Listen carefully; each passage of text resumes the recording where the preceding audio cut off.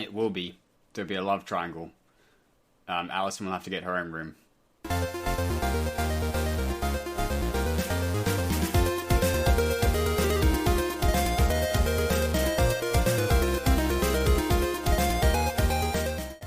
Hey everyone, this is Keeping Things Orderly Kirby. Welcome to the Real Gamerscore podcast. This week I'm joined by Running the Asylum Matt. Howdy. And Cameron. Hey! Here at Real Gamerscore, we like to discuss all things Xbox, achievements, and VR as a service. This week we talk about being good at Rocket League, having a high completion percentage, and making it to the podcast on time. But first, here's the song of the week. Just take those old game discs off the shelf. I go and double box them by myself. Today's games I can't play no more. I like that old style of Gamerscore. Don't try to make me play the new games. You'll never even get me started no more. These live servers are all just a bore. I like that old style of Gamerscore. Still like that old style of Gamerscore. The kind of achievers that I need more. My boosting lobbies for the games of old. With that old style of Gamerscore. We'll start with hunting them tangos. More into Halo or a brutal Dark Souls. There's only one way you can get me to show. Give me that old style of Gamerscore. Call me a grinder when I get my thrill. Say I'm low ratio, say I'm stubborn or will. Today's games ain't got me no more. Like that old style of Gamerscore. Still like that old style of Gamerscore. The kind of achievers that I need more. My boosting lobbies for the games of old. With that old style of Gamerscore.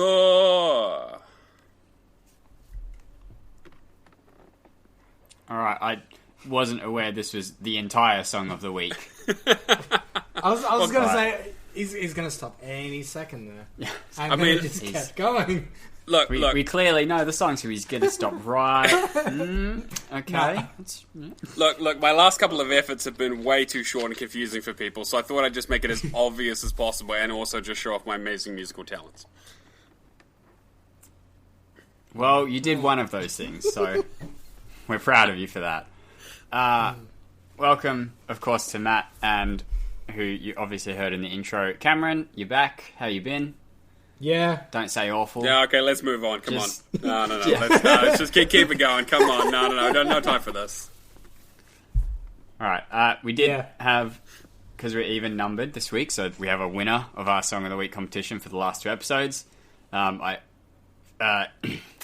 almost read out Real Gamerscore as the winner because I saw that in the card and just went, that's the gamer tag. They clearly won. No.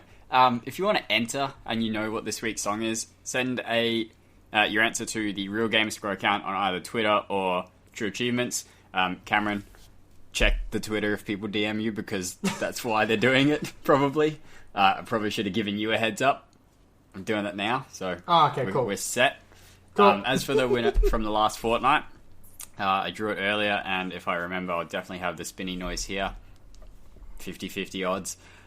The winner is Philip Wendell. Woo. Yay! Whoa. So, Philip, who, if that is your real name, it's not.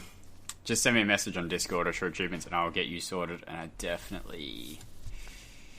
Brad, Hawkeye Barry I need to get from last fortnight. And now Philip. We're racking them up, boys. Yeah, I mean, we're getting a lot of winners. Chicken dinners. Yeah, and I'm definitely paying out. If you didn't know last week's song, or you guessed and you weren't sure, Brad, you were absolutely not sure. It was Bad Guy by Billie Eilish, I think. Possibly. I did it. I'm still not sure. I don't know. Doing it sounded awful. Listening back, I was like, it was legible. Yeah, I'm sure. You know it was what? not as awful. Yeah, not as... I don't know. I guess listening to the actual song and doing it while it's happening, I was like, "What am I doing?" But no, when I listened back, it was alright. If you want to also just talk about how confused you are about this week's song, because it is a challenge, you can join the Discord at discord.io/realgamerscore. You can abuse Matt for his awful song choice because you have no idea what it is, or whatever else you want to do. We're all there. We chat a fair bit. If you would like to support us with your hard-earned cash every month, you can join the Patreon.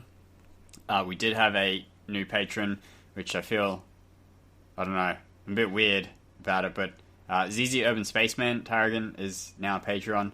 Kind of feels weird Never heard being of him. supported by the guy that kicked you off. like this wouldn't have been a thing without him, and now he's like supporting us. I don't know, it's weird. That's alright. Thanks, buddy. We do have a winner because it's the month. This is October, so we have a winner for, I don't know, September or October. I don't know what one of the two. Look, you're a winner. That's all that matters. I also drew this earlier for the sake of efficiency, which still hasn't helped. But our winner this week is Dino Ball. Woo! Yay! Congrats, buddy. I'm sure he won a couple months ago, but that's what happens when you get 3 entries and it's just random. Yeah, so to everyone who's listening who isn't a Patreon, sign up. You're definitely going to win because I can't win anymore. So it's a good chance you're going to get it. I fully expected Cameron to get drawn, 110%. I was just, it's obviously already predetermined before the thing stops spinning because it's a computer. But it's like slowly rolling over ShadowlessEdge. I'm like, no, don't be like that. And then, tick, just over. So you were very close, buddy. So the only reason you got me on the podcast tonight is to tell me that, yeah? Just to rise my hopes and dreams, and then what? Sliding back down. And then invited you. No, actually, Shadow, you can actually go now. We're actually done. Like that's pretty much it. We can. That's all we needed you for, buddy. Pack it in. Catch you later, guys. Part-timer hours. The third contest we run in the start of the show is the random to-do list. That is a list of 25 achievements from your game collection on trueachievements.com. If you would like to be added to the random to-do list, send me a message or send a message to the random to-do list account on True Achievements, and I'll get you set up. We did have a winner for last month, which was the prize of Super Star Blast or Super Blaster, one of the two. It's definitely the name, but you had to send a game with the another game with the word blast in the title, and our winner was and is and forever will be for the month of September. Good save there, Chin. Hatton90. Woo! Yay! Boxing champion Hatton90. Yeah. So yeah, send me a message and I'll get your code sorted. If you would like to get entered into this month's competition, you need to unlock at least one achievement in your October random to-do list and send the name of a game that has something edition, and it's not definitive, because your prize for this month is Redeemer Enhanced Edition. So, not Ori and the Blind Forest Definitive Edition. No definitive editions. We want unique other editions. I don't care what the other bit of the edition is, as long as it's not definitive. Region? ANZ Edition? Huh? ANZ Edition? No. Unless it's... What's that one game? What's that one game that's like... It's Saints, isn't it? Stupid in Australia. Socom? Saints Row. No. I thought Saints Row is what I was referring to. There's another AU version that's dumb. Soldier of Fortune. I can't search just 2 letters. Damn it. True Achievements won't let me search 2 letters. AU. Oh, silly. I should have put brackets. Well, whatever it is, it's golden. Soldier of Fortune Payback. Which is what I just said, but that's fine. Did you? When? It's on the recording. Don't worry about it. Okay. Is it, though? Okay. It was on the recording, and now that I've said that, I'm starting to doubt. I feel like I'm being gaslit here. I don't know that it was. Alright, moving on. So all those winners contact me somehow, and you get your prize. first bit of news, and because it was me picking the news, I picked all things I'm at least remotely interested in, which is Rocket League, bagging on a Ubisoft game, and weird patents. So we'll start off with Rocket League. Blueprints are coming in to replace the randomized loot crates in Rocket League. So blueprints essentially are, instead of getting a crate with a list of items and you randomly get one from there, you just get a blueprint with the item already sort of randomly chosen, and you can spend credits, which are a premium currency, to create the blueprint or make the blueprint. So it's the loot box, except you already know what it is. Yeah, so basically it's the same as the X-ray pinatas in Fortnite, that sort of thing. Yeah. Now, the X-ray pinatas in Fortnite, do you have an unlimited amount of X-rays? Or... I believe so. Like, I don't know how that... Yeah. Because CSGO have done some... or are implementing something similar. Valve is putting into practice an X-ray scanner for their loot crates, except you get one, and you then have to purchase the crate and unlock it. Like, you have to unlock the crate before you can use the X-ray again. Oh my god, that's brutal. That's almost worse than what it originally was. It's... Yeah, because you know you're going to get something awful, or, you know... Yeah, it's like you're paying for the pleasure of getting something terrible. That's ridiculous. Yeah, you're going into a casino, walking up to a slot machine, saying, "What's the next win?" And you're not, and going, "If you want to see another one, you have to spin."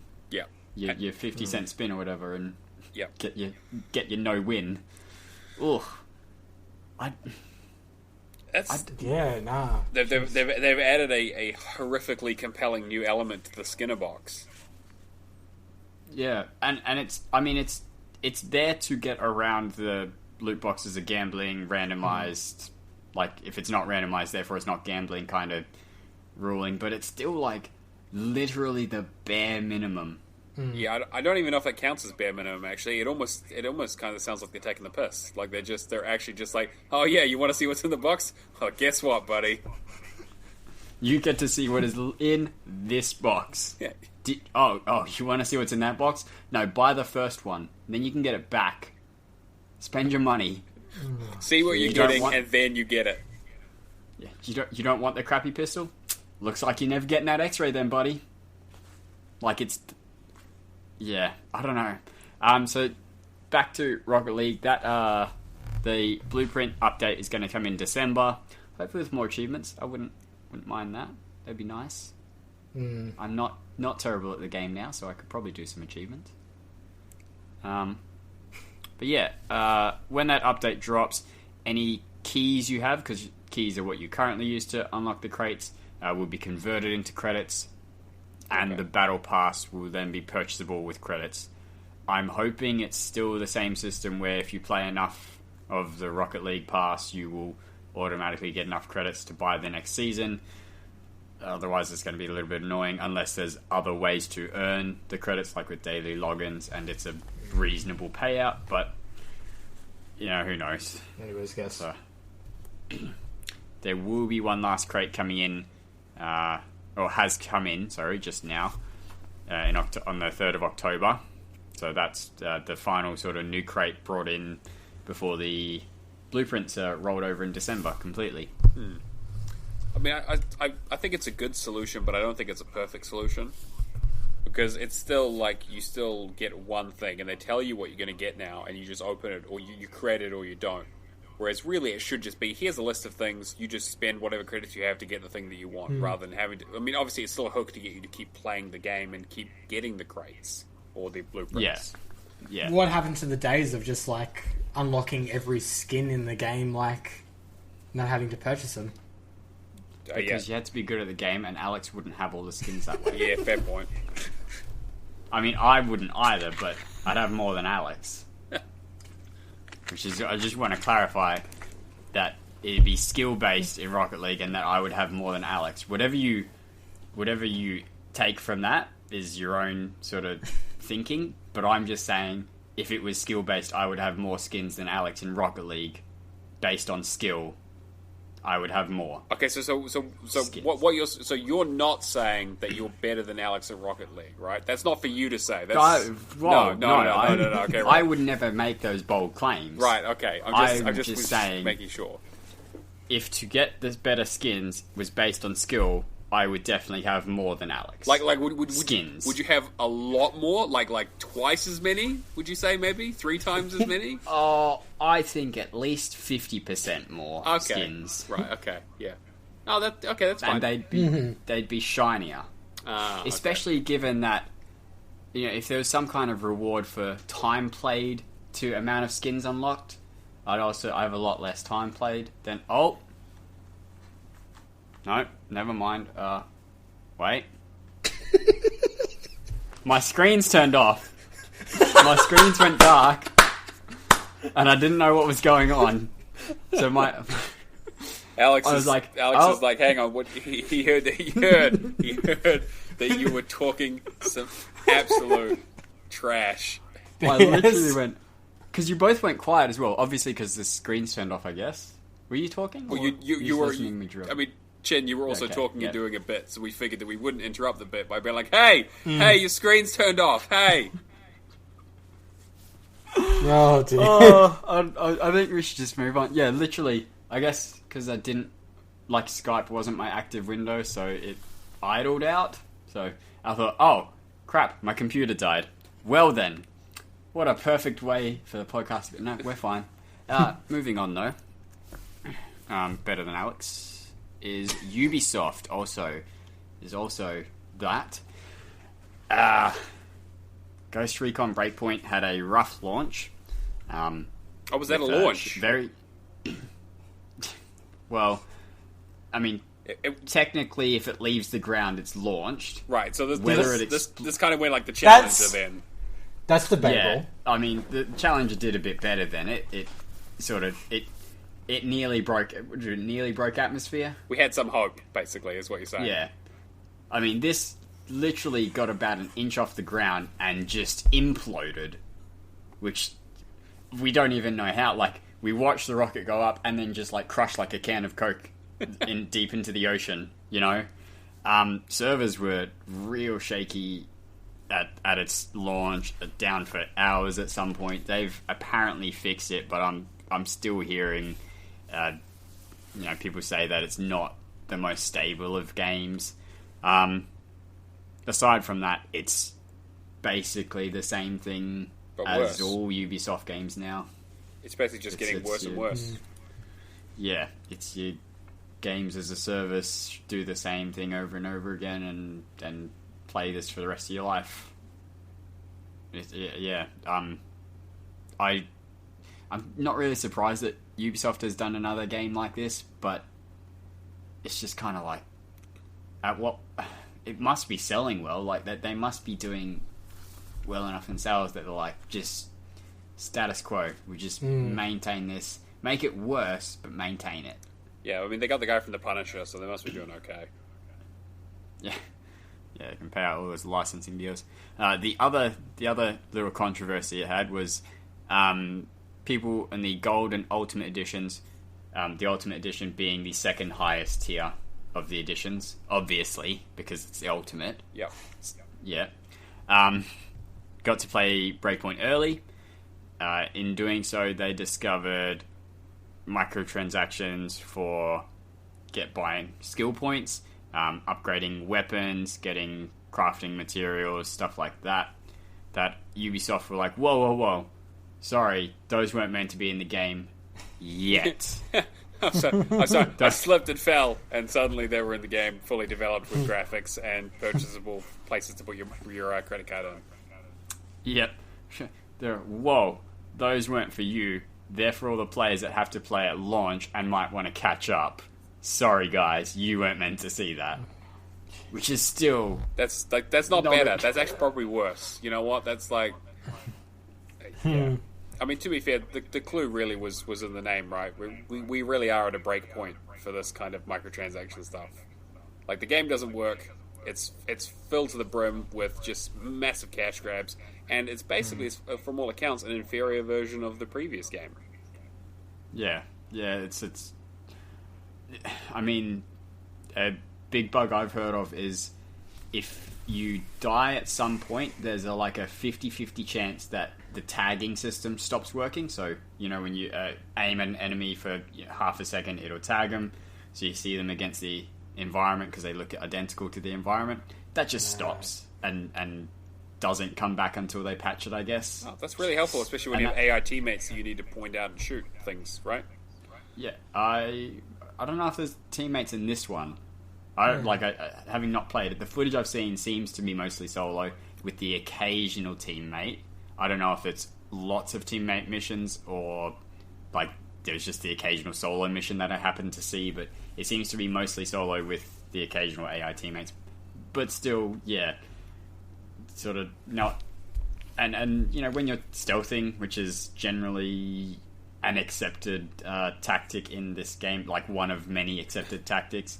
Again, the clues in the title, Ghost. Yeah, hard to see where the bad guys are when you can't see where they are. But maybe it was just realism mode. It's not a bug; it's a feature, is what you're saying. Yeah, yeah, definitely. It's just Cameron. Do you like the Ubisoft stuff, like the new Assassin's Creeds and that? I'm just trying to think of the last thing. Odyssey was probably the last thing I played. And did you play a ton of that, or was that something of? No, I didn't play it. I played a little bit because I'm really into Greek mythology, but the microtransactions just kind of put me off it. Yeah, it's the double XP, double gold. I feel like back in early Xbox One and late 360, a lot of their games back then without the microtransactions, they were just hitting their stride. The only Ubisoft title I can actually think of off the top of my head right now that I actually enjoy in terms of a microtransaction sense is Just Dance. Of anything, because to me that kind of game has that aspect where it's all right, you can understand purchasing another song or / dance routine or whatever.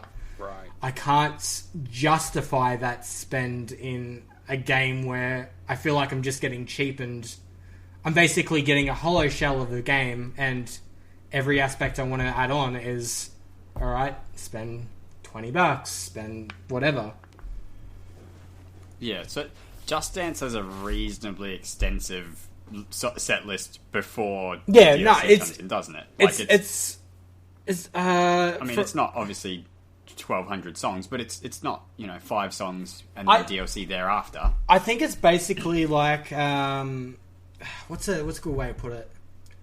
It's like a rock band or something. I was just thinking Guitar Hero Live versus the base game. So the base game just having that original set list versus having a gold edition where you have this rotating list of content. Yeah. Okay. I may be wrong. You don't need to connect for that, do you? No, you can use a phone app. Ooh. I might have to get Dancy sometime. I like those games, except I don't have room for a Connect. I have room for a phone. I've got it on the Switch if you want me to bring it to PAX. Is it physical? Yeah, I got a physical copy. Oh, I'm absolutely doing it. Yeah, because I'm bringing mine down. But do it. Yes. Well, I mean, I have Goose Game on mine, so you might want to play that, and I can just use. Unrelated, that might become an Xbox. That's exciting. Yeah, I really hope it does. Because the game looks great. I can't. The achievements are going to be either sort of completely storyline in the sense that if you finish, because you get a to-do list in the game of you don't need to do all the things on there, but they're kind of just interesting things that you had suggestions on how to interact with the world, kind of like an achievement list to begin with. If the achievement list is just that, it won't be a fun game. If it's just completely storyline stuff, you are guaranteed to get. What are you saying? Somehow, if I want them to bring it and have an achievement list where it's not stuff already sort of suggested in the game. You're saying rake in a lake is not fun. Yeah, I was going to say rake in a lake. Rake in a lake is fun. it shouldn't be an achievement because it's already a to-do list thing. If that makes sense. Okay, yeah. So you look like I want yeah. if they're bringing it, you have a couple like Rake and Lake is sort of a little bit iconic. A couple of the other ones, like getting a ribbon on you. Oh, no spoilers. You can get a ribbon on you.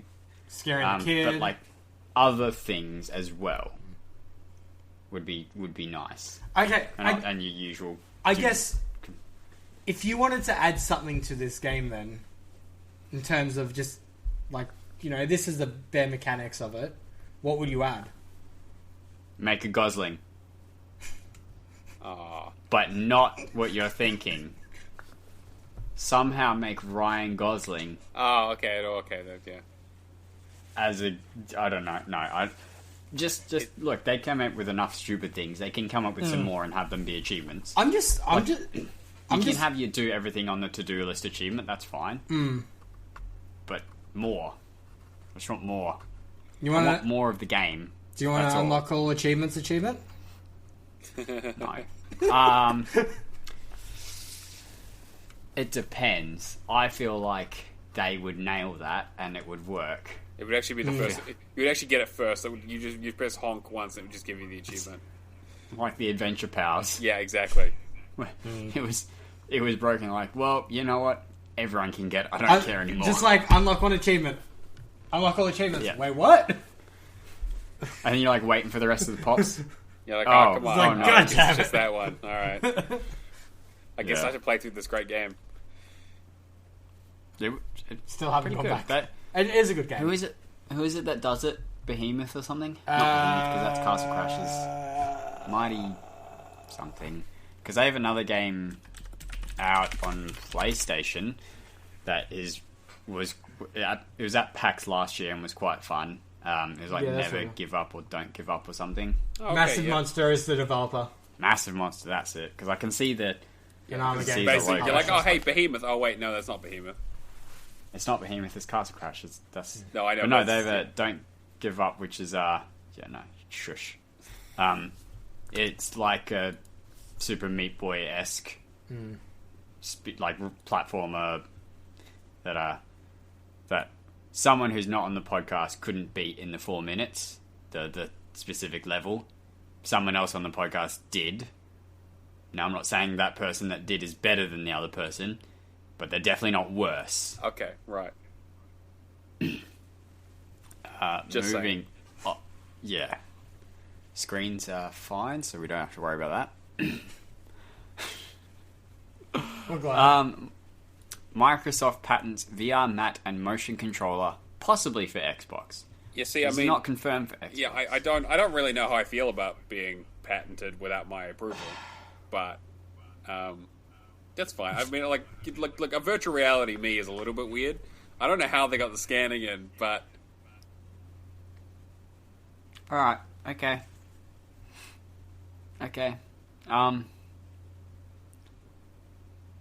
Well, in other news, we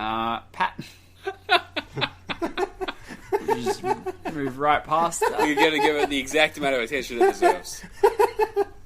No, so I'm just because I didn't read the story at all. Yeah, Next year Scarlet comes out.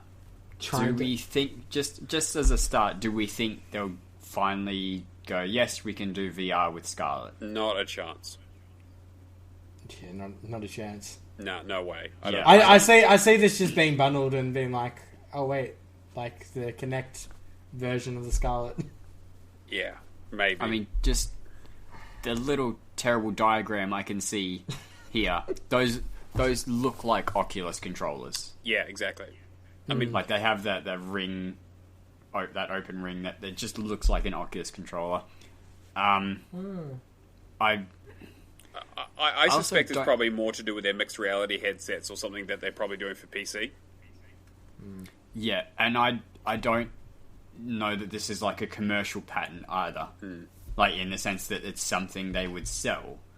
It's I don't know, like I guess, but I guess people who are doing VR have that room. I guess so. Maybe something in conjunction with HoloLens or something along those lines. Yeah, but if you're then having to, I mean, having one thing like having a Kinect or an Oculus headset, just the one thing is fine. Having, developing stuff for the Mat and the Oculus, and you must have both. Your target audience is going to be so slim in an already slim market. I don't see it as something that's sold. I mean, I'm not saying VR go anywhere at the moment, to be honest. I think they need to wait for a new resurgence. Like we had, in the early 90s, where they're like, virtual reality and 3D and all that sort of stuff. And then they were like, the technology's not nearly there for that. And then, maybe 2 or 3 years ago, they were like, hey, VR again. And everyone's like, hey, it looks better this time. Still not buying it. And so next time it'll be like, hey, it looks even better. And you're like, well, I guess I have to buy it now because otherwise the cyber police are going to come after me. Like, I keep getting ads on Facebook for, and I don't even know what the product is anymore, but it's like a big chest jacket you wear that's the impact. So you're playing a PC game and you feel the impact. Like, but at first I got the ad for Fortnite, like it was the next level of Fortnite, and then I played after watching the semi-finals of the rugby last week. I played Apex Legends. I did one round on a PlayStation, so I didn't get any achievements, don't worry. And then the next day, it was the next level of Apex Legends. I'm like, interesting, Facebook. Interesting. Very targeted. Yes, that's very specific. Yeah. But there's so much dumb stuff coming out for the next level. I don't want to wear a chest piece and get smacked by the bullets. That's... without having more of a...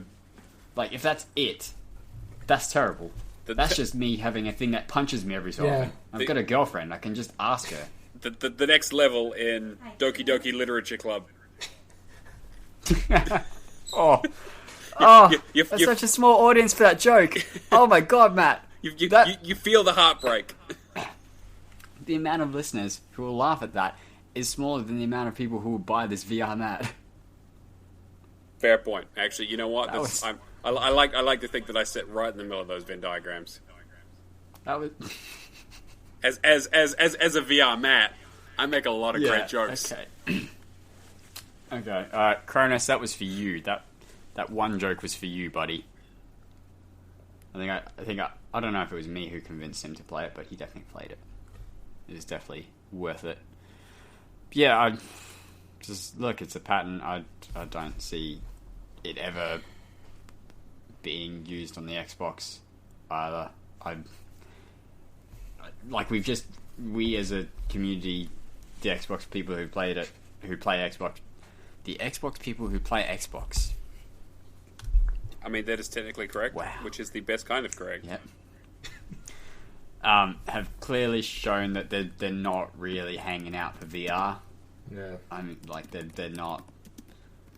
I don't know how well PSVR does, but VR consoles doesn't seem to be a big selling point. It's also basically it's a question of where you want to put your power, right? And I just think VR is not the right direction for a box that you can't upgrade, that you can't change anything, that's very specific, and it's going to be probably more difficult to develop for than a very powerful machine that needs to run something in 4 or 8K.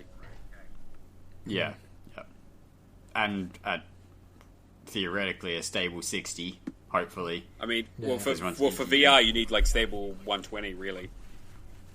Yeah, because you start dropping, and that's when people get sick and nauseous, and they don't die, but they feel like they want to. Maybe that's what the vest is for. It actually just has a parachute in it for when you fall over. Oh, dear. Oh, I can just imagine you, because it's not going to deploy in time. So you fall over, and you're 5 seconds later. 5 seconds after the fact. Big explosion, parachute comes out, just settles on top of you, and you just suffocate because you can't get out. And of course, anyone who's rushed over to save you just gets thrown across the room. Yeah, because it's like an airbag. Yeah. It's like an airbag. It just explodes out of your back and just destroys anyone who is coming close. Speaking of destroying anyone who comes close, We excited for PAX, boys? Men. Boys to men. Well, I mean, how you Matt's preface the that, boy, I don't yeah? know. I don't know of how I feel about. Yeah, I'm excited for PAX. Yeah. Sure. Awful segue. That's yeah. Speaking of segues, Have you been to PAX before, Matt? I have not. I actually, what convinced me to go was actually listening to the show last time you guys went, and I'd actually just joined the community at the time, so it was a little bit short notice, and I was super bummed I didn't get to go. So basically, as soon as tickets opened up this year, I booked them straight away. Yeah. Cameron, have you been to a PAX before? I think so. All right, that's a solid no from Cameron. No, I've been Other twice. hosts who are not on the podcast, this will also be their first time. And that doesn't make me better because it's my second time. Okay. But I'm not saying it doesn't as well. So, no, this would be my second time to PAX. Last year was a ball. This year really it'll be a good. triangle. It will be. There'll be a love triangle. Alison will have to get her own room. And that's the clip for the week. Yep, that's good. So, I couldn't really think of any good questions for like pre-PAX hype, and I'm sure Alex, who is not here, but is going to tell us what he's excited for now. Wow, that was really exciting, Alex. I hope all of your dreams come true. Was that Alex? All I heard was a dog barking and then a goose going honk. Yeah. Sorry, that was the wrong clip then. This is Alex. Don't you wish your girlfriend was hot like me? Don't you wish your girlfriend wore a hat like me? Alright, Alex, I honestly don't know how you're going to achieve that, but I look forward to seeing it. And if you need any kind of parachute, let me know. I'll hook you up. But look, I think it'd be a good way to advertise. Look, it's a bit dangerous, but I'm sure you've gone through all the safety provisions and you've definitely skydived in a real Gamerscore helicopter before. We've got a panel for that, don't we? The helicopter? I don't think the helicopter will fit in a panel, no. Okay. No, I did apply for a panel. I think we're going to be before a panel if this podcast ever gets out to the wrong people. So, do we have panels we're looking forward to? Cameron, I'll start with you because we know you do. Bad dating sims! I'm sorry, what Sorry, was that? neighbours. Bad dating sims. Sorry, good. Bad. Sorry, bad dating sims that are actually good dating sims. So isn't that all dating sims? I didn't realize that the panel went for the entire show. I thought all dating sims were just absolutely awful. Look. I was first PAX I ever went back to. First PAX I ever went to was 2016. So you're hosting this panel with like life stories, right? Yeah, this. I mean, I could. Sorry.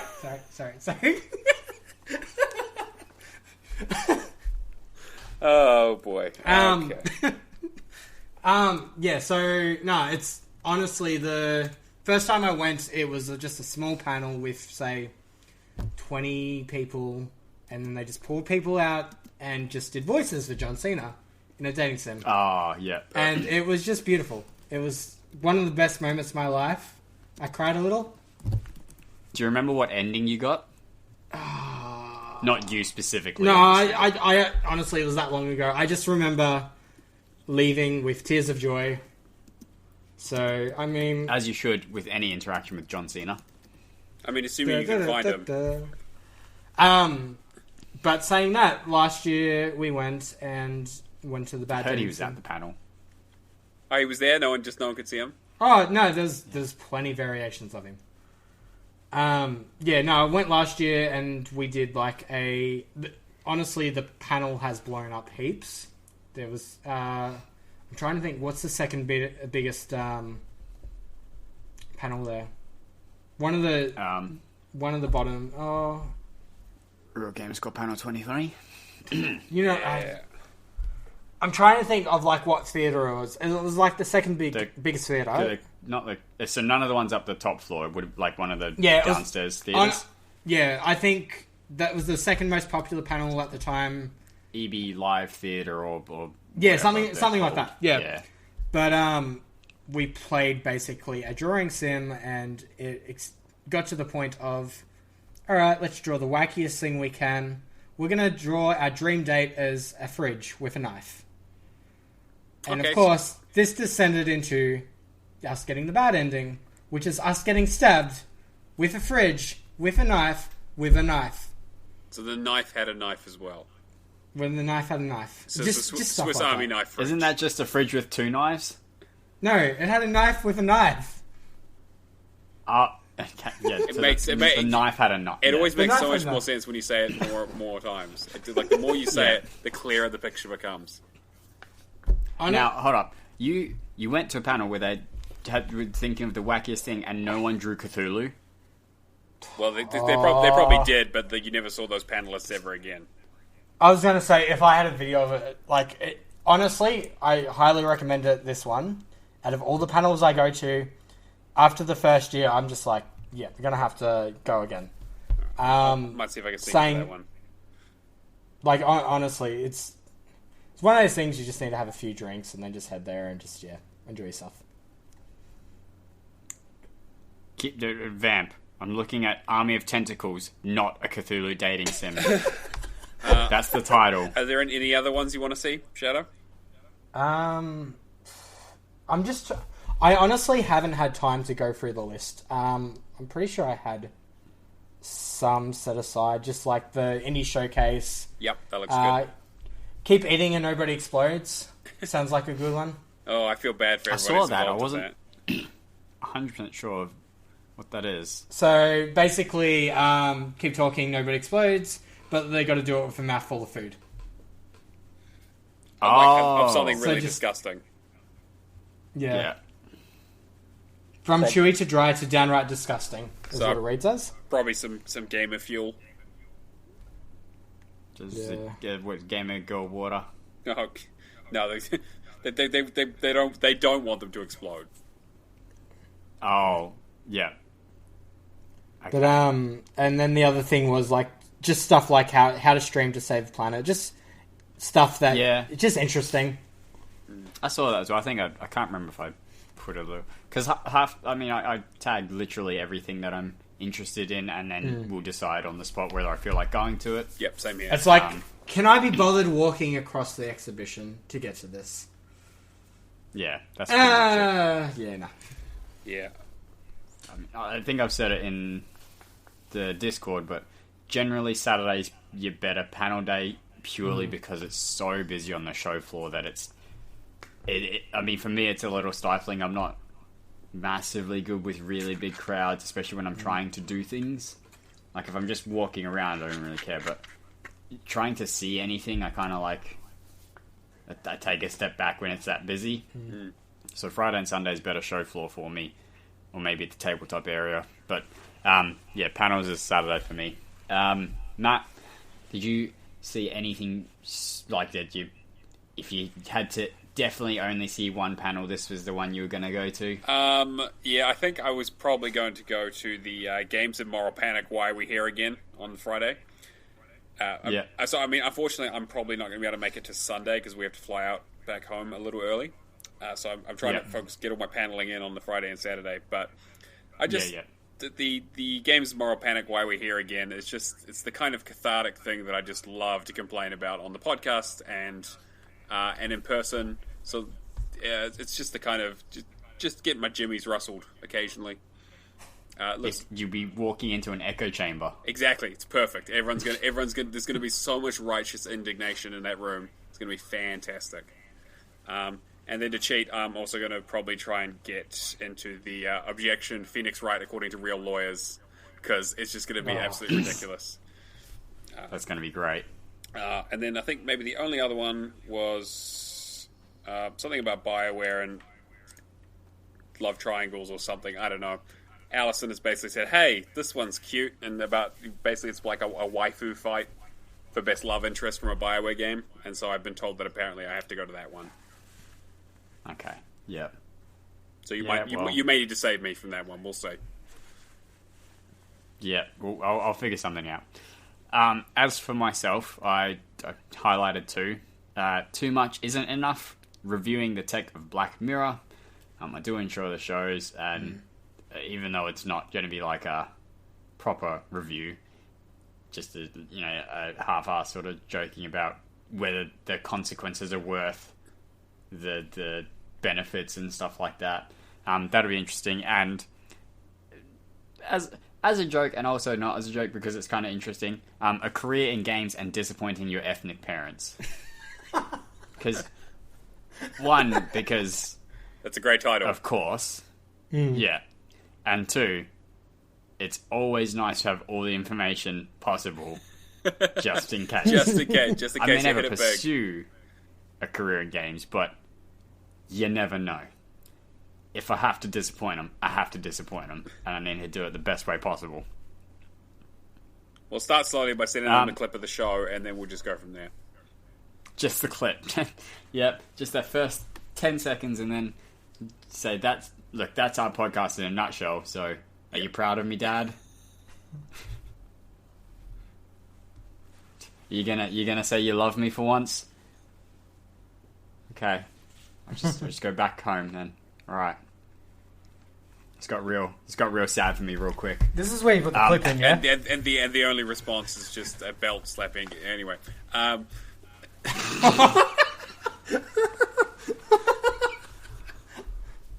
Whoa! Is there anything else non-panel related you're interested in that has sort of been announced for PAX, or anything that you're usually interested in, Cameron? I'm trying to find out. I don't know if I've missed if they got a parents panel this year. Sorry, no, it's still panel related, but No, that's fine. The one last year was really good, actually, and it was interesting to hear how some parents introduce Dungeons and Dragons to their 2-year-old. Just using toys and that. It was just really good ideas outside the box. And I just also saw the Pet, Marry, Kill for Pokemon. Oh, yeah. Which is, excited for... one of my mates is going to be doing the tabletop stuff as an enforcer, so that'll be interesting to see his cosplay. As he said, he's put a little bit of effort into it. On the floor, it's just discovering new games to me. Just the indie titles are really getting, that's my main thing at the moment. I'm not looking forward to AAAs as much as I used to in the past. Mm-hmm. Yeah, that's fair enough. I mean, it's hard for you to sort of know, Matt, but anything you're excited for? I have no idea. I've heard many tall tales about how PAX goes, so I'm just looking forward to just kind of getting lost and just doing some cool stuff. Yeah, we're all going on that Just Dance stage, right? Oh, absolutely. I mean, to be fair, I'm so down for that. We need to do some karaoke after the show as well, so... Yeah, yeah, defo Saturdays. Because Saturday's going to be big days. Mm-hmm. Yeah, but yeah, no, Saturday's going to be fun. I'm super looking forward to it, and it'll be great to see you guys as well, and I guess Shadow or whatever. Yeah. Thanks, Matt. You always make me feel so loved. That's all right, buddy. I'll give you a butt slap when I see you. It'll be fine. I'm looking forward to the indies as always. I always like seeing what new stuff's coming out and sort of all the stuff that isn't huge. I'll be interested to see what Microsoft are bringing to their section, because I'm trying to think of what. I mean, there's more Ori, but I've already played it and I don't want to play more of it until it's released. That'd be Gears, I'd say. Gears is already out. Why would you... Yeah. I mean, Forza Horizon 4 was already out at that point too. So I could still see them doing it. Oh, yeah. I just can't think of anything. And I know there's almost certainly something that is big that I'm forgetting, but... what is the next big AAA? Is that Ninja Theory game going to be playable there? When you think of it, Okay. remind Microsoft so they remember to bring it. Yeah. So- Cyberpunk's going to be there. So, at is Microsoft booth. Cyberpunk playable? I don't think so. There'll be a playable... I know they're having a big reveal. Yeah, they're Like, doing not like a necessarily reveal, but walkthrough with it at the main theater, I think. Yeah. Because what? It's like it's 3 months away. Yeah, 4 months. I can't... Yeah, It's they're April, probably- I think. So it's Is still. it April? I thought it was February. It's April, 6 months away or so. Okay. I mean, hopefully something playable at this stage. Yeah, for sure. Even if it's... I mean, like I'm sure it's in a playable form, but whether they let us play it or not is more the question. Yeah. I got reminded that Final Fantasy VII, the remake, is going to be at the Sony booth, so I'll probably have to like put on a disguise and head there, so that no one recognizes me and it's like, "What are you doing?" No, you're not welcome here. I know that- Sorry. You should be. Yeah. And then just your indies. Tabletop stuff, I'm looking for more expansions for Munchkin. And maybe something like Tarragon was talking about, the Pandemic Legacy, where they're sort of one-off board games. Those, like the ones that you play over a long period of time, but you can't really replay. That I'd be interested in as well, some of those. I need to get Just myself. $1,200. I need to get myself a copy of Secret Hitler. Yeah, proper copy, so yeah. fun. We can absolutely play that as well, because they'll have that. Yeah. They will have that in their little section of things. We just need to find randoms to bring in as well. I mean, gamers are basically fascists at this point anyway, so it should be hard. Yeah. That's It was going to be it, but Cameron's found something. So go on, Cameron. I was gonna say Yes. Battletoads. How far off is that? Not far off Oh, enough. good point. It was supposed to be this year. You reckon they'd show off a bit of that? I don't know. Maybe. That's a good point. They probably need to have it running in 8K on the next gen hardware, really, for it to really get the true experience. Yeah, they... And then Avengers was yeah. gonna be the one. Because Because there was a demo at Gamescom. I'm pretty sure there was a demo announced on the pack It's page. Square Enix, isn't it? Square Enix will Yeah. have a... Will they have a booth? I mean, they're big enough to have a booth. I don't think they had... They'll probably lump it in piggyback with on Sony. Sony or Microsoft. I think they piggyback. Yeah. And I'm also then now thinking about it, interested in seeing what Nintendo's going to bring. If I can get a hands on a Sword and Shield, that'd be nice. Because I played Let's Go last year at their booth. That was fun. So if I can get a little hands on Sword and Shield, that'd be nice. What? Yeah, Maxibon. I feel like you would event. I was like, he's forgotten, so we'll get past it before he remembers. We were so close to closing the pack section, and just What a surprise! Cameron wants to eat ice cream. Cameron, we're recording a podcast. You can't eat while we're recording. We'd appreciate you not eating and chewing. Oh, Alex has just uploaded his. He's just sent his PAX chat, and I feel like he could probably have just been on the show. If he's, I mean, we would have started a little late, but I feel like he could have just been on the show. The lazy so and so. so I guess we'll just put the pack chat right here.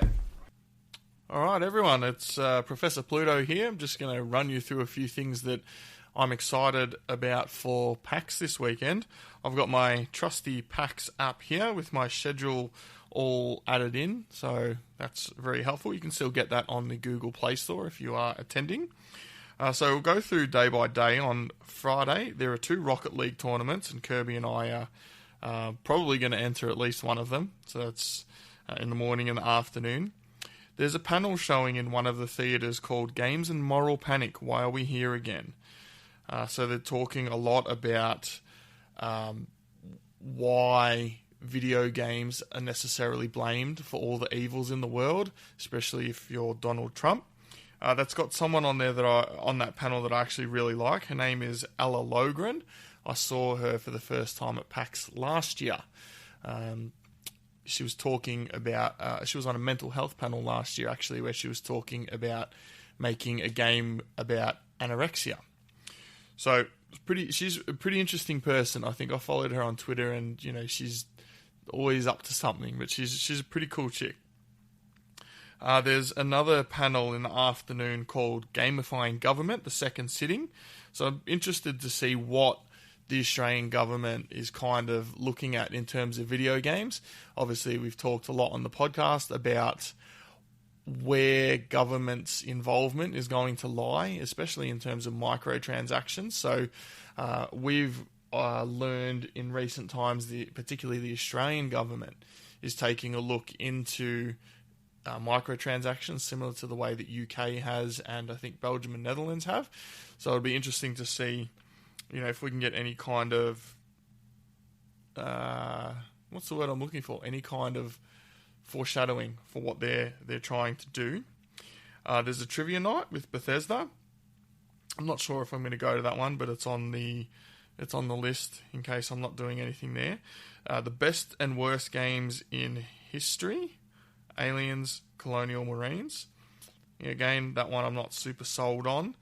There is one at 9:30 on Friday, though, that's called The Last PAX Panel on the Left, All Things Horror Games. Now, I don't actually play a whole lot of horror games, but I love horror movies, so I'll probably dip my head in there and see what's going on in that panel. And there's probably the last panel of the night. I don't know if I'll get to this one. Video Games, Unsolved Mysteries. So that's on the same time as the last PAX panel on the left. So I'll probably have to pick those. On Saturday, again, we've got a Rocket League tournament in the afternoon. We've got a panel called Dolphin Tub Picture Excellent / Terrible Game Ideas. So I'm not exactly sure how it works, but I'm hoping I might be able to get a minute on the mic to kind of pitch them the perfect game for me idea I did in one of the earlier episodes. See what they think about it. They'll probably think it sucks, but anyway, that's fine. On around the same time, though, there's mental health and the benefits of video games. I'm actually pretty salty that those two are on at the same time, because they're probably two of the ones I'm looking forward to more. There's the Nerd Quiz in the evening, another Rocket League tournament. There's one called Leveling Up Men and Masculinity 2019. I'm not sure if this panel is going to be for me, but I'm hoping to give it a go, to at least hear what they have to say. I have my thoughts on the whole masculinity and toxic masculinity and all this kind of things in the debates, but I think with any kind of thoughts you have on things, it really doesn't hurt to at least hear the other side of the story. That way, at least you can make an informed decision. So I'll try and check that out. Now, on Sunday, my wife is coming with me to PAX, so I haven't booked a whole great number of things in. There is a Rocket League tournament in the morning, but I don't know that she'll be too happy that she's paid money to sit around and watch me and Kirby go out in probably not the first round, but maybe not go all the way. There's a panel I think that she will like called We Rate Video Game Dogs again. So I think that's pretty cool. Love in the Time of Pixels, gaming in romantic relationships. So obviously my wife and I are in a romantic relationship, but interesting to see kind of what that panel has in store for us. Ella Logren is on that one as well, I see here. No, Gabriella Logren. I wonder if they're related. It's probably not a common name. Anyway, and another mental health panel. Gaming is good for your health, self-medicating with games. So they're the panels that I'm kind of looking forward to in all the Rocket League tournaments. I think what I'm most looking forward to, though, is the indie games. Now, Kirby and I both last year spent a lot of time in the indie game section, and I'll be on the Twitter, on the Real Gamerscore Twitter, putting up little mini hot takes or first reviews or first looks or whatever you want to call them of games. I'll try and get some video on my phone for those. But yeah, the indie section I think was awesome. I mean, Damsel, for one that just comes to mind, was awesome last year, and it just came out in the past couple of months, and I managed to pick that up when they messed up and made the bundle price free. But anyway, I got it. So, yeah, I guess that's what I'm looking for at PAX. What I'm not looking forward to at PAX is the BO and the bad cafeteria type food. So anyway, everyone back on the podcast, take it easy, and we will catch you next week, hopefully with some good packs roundup. See you later. Oh, that was exciting. Weird that the first time you wanted a helicopter and now this time you want like a Ubisoft themed rocket. But it's alright. Moving on to GTASC, because we're done with packs and I don't want to hear any more about packs. The bonus for this period 15, I remembered, is Active Reload. It is a solo side bonus, and it's for ending the scoring period with the same game score and number of achievements as the previous period. So if you got 20 achievements for 1,000 gamer score, you need to get 20 achievements for 1,000 gamer score again. Your true achievement score and your TA difference score does not matter, doesn't have to be the same, but you need to have the same gamer score and achievement gain. The solo cutoff was 635 last week. Our low scorer was Ben L72, who had 647, 12 above the cutoff. So that was our solo low scorer. I want you to remember that name, because that's going to come up later. So it's going to be a callback. Our high flyer in solo was Kingsman 2625, who was in 8th spot with 5,208. We did have Tropan get knocked out on the solo side. He's not too disappointed, though, because he was enjoying Bloodstained Curse of the Moon, Ritual of the Night, one of the two. Whichever, he was enjoying one of them and having a good time, so he really did not care. Also, it's past week 10, so no one cares anymore. Except the guy who's eventually going to win. He's the only person that still cares at this point. Or gal. Could be a gal. We're not sexist. Two out of three of us are not sexist here at the Real Gamescore podcast. We'll let you decide. Yeah. Why would you call yourself out like that? I don't know why someone would call themselves out like that, Cameron. I don't know. The team cutoff was 3,088 for period 14. Our low scorers were the American Scorer Society of Big L, Matriarch, and Toadstyle Venom, who had... I've definitely written that number wrong. Because... Oh, they must have used a... No, I don't know how my math has worked. So they got 2,900.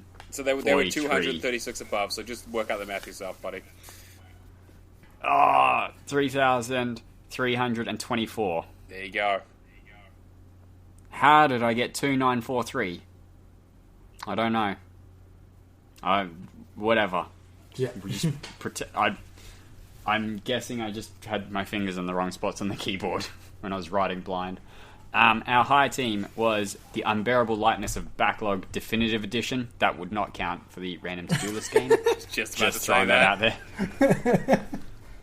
Wouldn't count. But it was the team of ChinDocta, which is myself, that's me, Skeptical Mario, and Ben L72. We were in 5th place with 9,123. Could have had first if one of us wasn't a slacker. So you're saying that, I don't know. Yeah, a little bit leverage towards maybe one of your people being also on a very low side of scoring. He was our lowest scorer listener, and also on the highest team, but definitely didn't contribute that much. No, it's okay. I don't think any of us actually cared. I think on the Sunday night, Mario was like, "Oh, we're in 3rd, huh?" And I was like, "Oh god, wow, you guys are carrying because I have done nothing." Looked at my score. I have 4,000 points. Where did that come from? Oh right, Ori's inflated to hell. Gotcha. I was like, I have not been playing anywhere near enough points this week. What are you on about? But we did have no teams knocked out. So team side, very competitive. Solo side, not so much. Super low scores on solo side. Moving on, we have our review. And this week we have Warren with a very special guest reviewing Tetsumo Party. So take it away, Warren and guest. Hello and welcome to another review. I'm Planting 42 and... Oh wow, it seems like I'm solo tonight. Typically I'm accompanied with ChinDocta, but unfortunately he was called to other business. So I'm still with you. We'll be chatting about Tetsumo Party. This was a game that was published and developed by Monster Couch, was released on July 26th, 2019, for the price of $4.99. It's listed as an action genre on TA, perhaps almost maybe puzzle, considering what it is, but it's kind of hard to say. There's no time estimate given. There's very, very few people that have played this. I think only 2 completed it. There's some pretty luck-based achievements and one kind of broken, relatively difficult skill-based achievement. I would say if everything works good, maybe 20 hours, 25 hours, just because of some of the grind that's involved here. I guess taking a look at the plot, unfortunately, I don't think there really is one. I mean, for all intents and purposes, it's like a party-style game that you play against yourself or a friend. If we're doing this simply for achievements, there's really no reason to source a second player, as everything can be unlocked by just yourself. Were I to guess a story for this, I'd say that there's a few sumo, ninja, samurai, mummies kicking around that really wished the hole-in-the-wall game wasn't Kinect required and you could play it with a controller. Because that's pretty much what this is. So, the achievements in Tetsumo Party. With the exception of the bean dive achievement, air quotes, bean dive, there's, as the sumo, which is one of the unlocked starting characters, you have to eat 1 sushi. Sushi and other items are pickups that you get from traveling down this little, or waiting for the wall to come to you. Guys will pop out and offer things to the left or to the right, and depending on your positioning, you either grab it or not. But in any case, you pop that pretty early in the game. The rest of them all either require a grind to earn the currency to unlock the additional characters. There's only 2 initially unlocked. I believe there's 9 in total. And then there's 3 different achievements for each character. There's also some skill and luck involved with some of these things.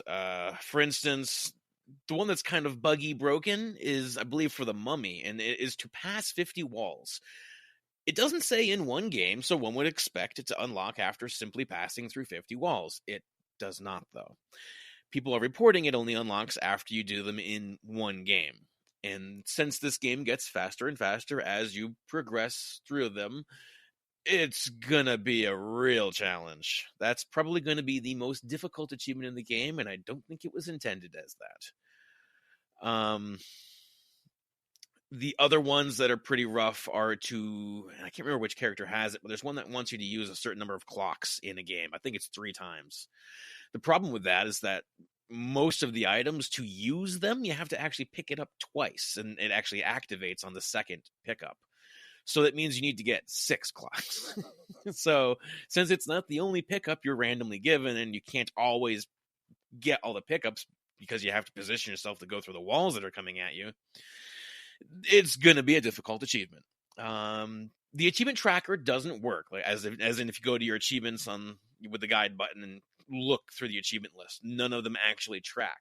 However, in-game, they all do. Because each character has all these different challenges, 3 each, there's the challenges displayed on screen in the character select. Whether there's a check mark, done, nothing at all, hasn't been started or completed yet. And then some have they'll fill up incrementally as you do whatever the cumulative achievement is. So that helps. The gameplay, like I say, it's pretty much like Hole in the Wall, except that you're using your triggers and bumpers to manipulate your arms and your legs. And as these walls go past you, you're randomly given chances to grab various objects to your left or right. There's a person that kind of pops out, like I was saying. And typically, it seems, at least for me, the position you need to be in to get past the wall is not the position that's really helpful to grab their item. So it's kind of a catch-22. Do you go for the achievement progress, if there is a cumulative achievement you're working on, or do you try to get through the wall and hope it comes up again? So there's that to consider. Quite a lot of the achievements are do things cumulatively, but there's also some that are do them in one game, and those are the ones that you'll probably have the most difficulty with, because, like I say, pickups have to be done twice to activate clocks and like sake bottles.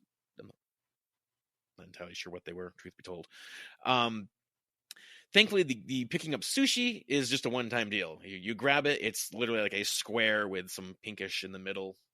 And that's not only part of achievements for some characters, it's also the currency that you use to unlock the other characters. So, again, risk-reward. Do I want to grab the sushi and maybe get smashed by the wall, or do I want to go through the wall and keep hoping? Points. There are some of these achievements that require you to get a certain number of points in one game as the character. And points are earned by passing walls. You get 1 point by letting the wall come all the way to you and simply passing through it. And upwards of 4 if you're fast enough to position yourself and you hit A, and the wall will quickly come flying at you.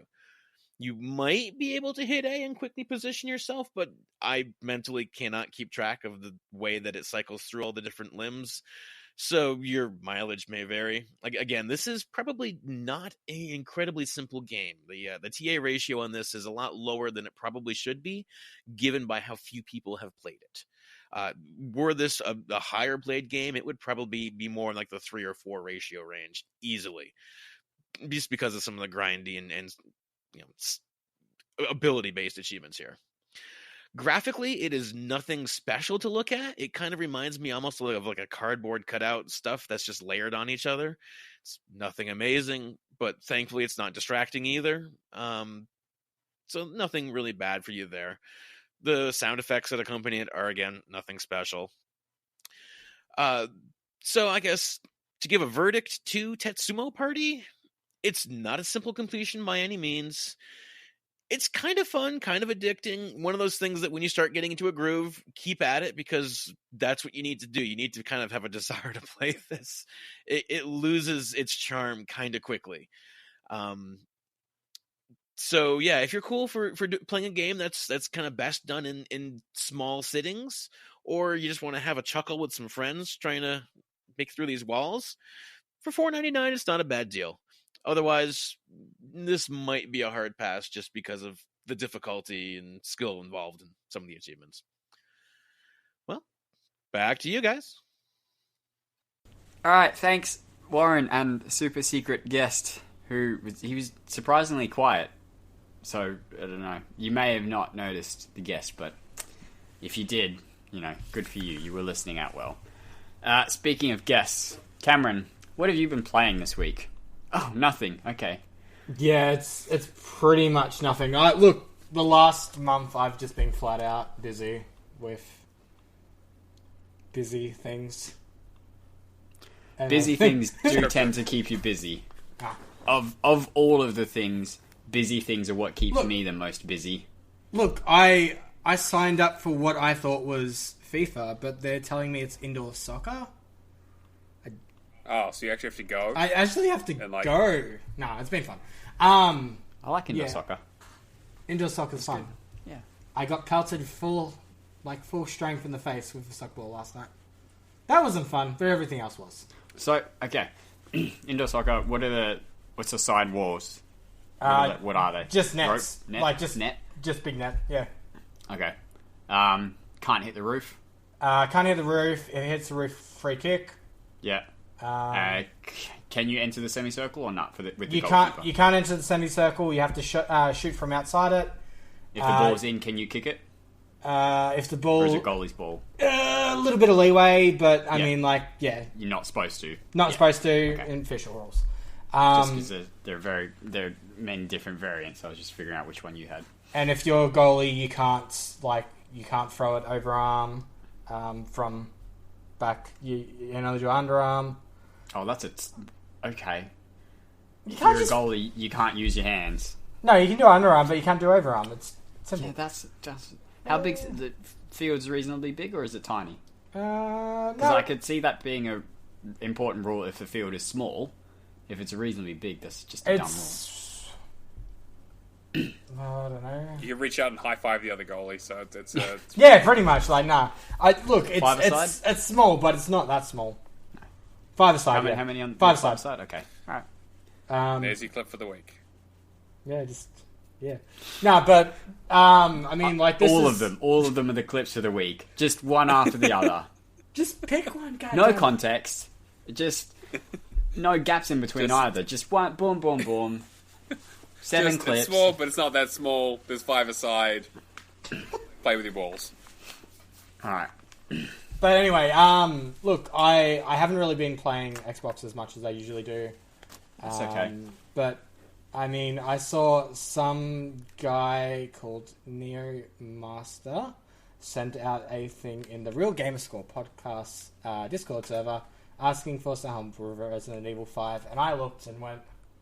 So I helped him, and we had a very fun, productive time.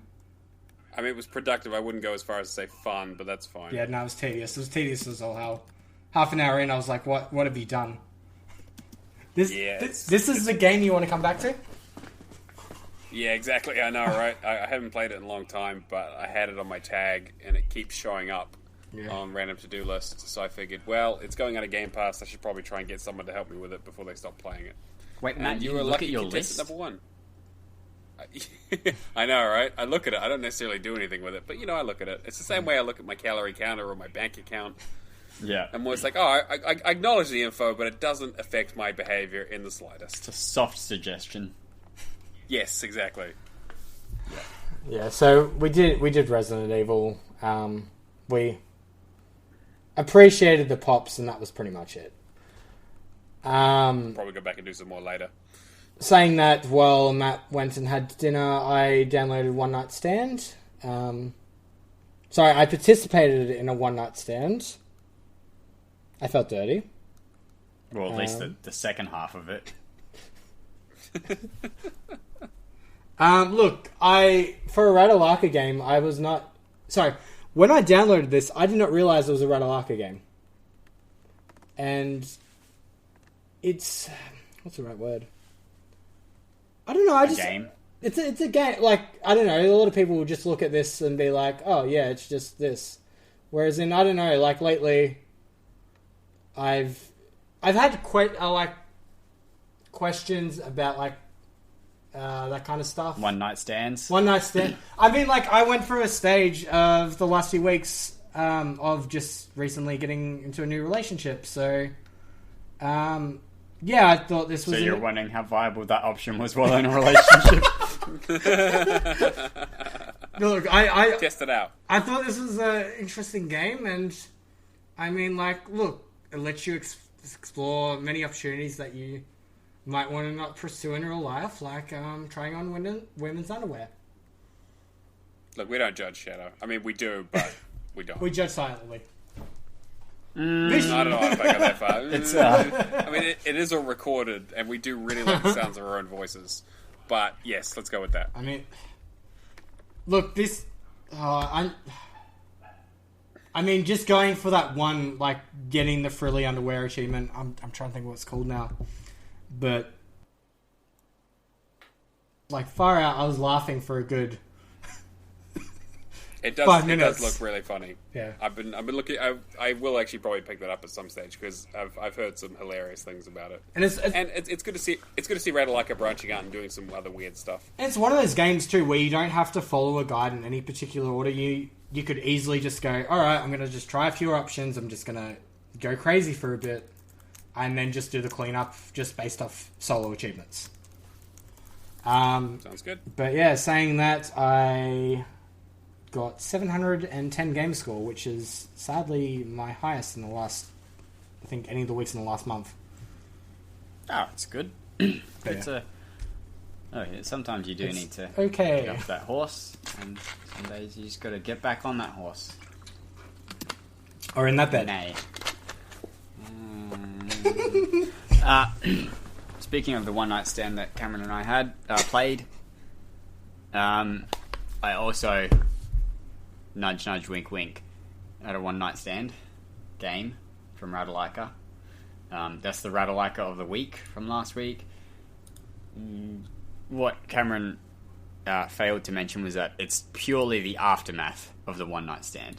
So you're just waking up in the bed and picking up your phone, and your phone's basically dead, and then you're going through these dialogue options and sort of looking around the room and talking to this girl who you've clearly had a one night stand with, and did the way that interaction goes. So there are 12 endings or 13. I think there's 12 endings, all with achievements related to them. There are also some other miscellaneous achievements that you can get throughout the playthrough. Those involve sort of going home without your clothes, like literally without any of your clothes, escaping the house with her underwear on, being Is, good. is there one for gnawing your own arm off, trying to get away without waking her up? Because that's always my classic go-to. No, apparently she wasn't even on your arm. You were like sleeping back to back like turtles. Oh. I don't know that turtles do that, except now they do.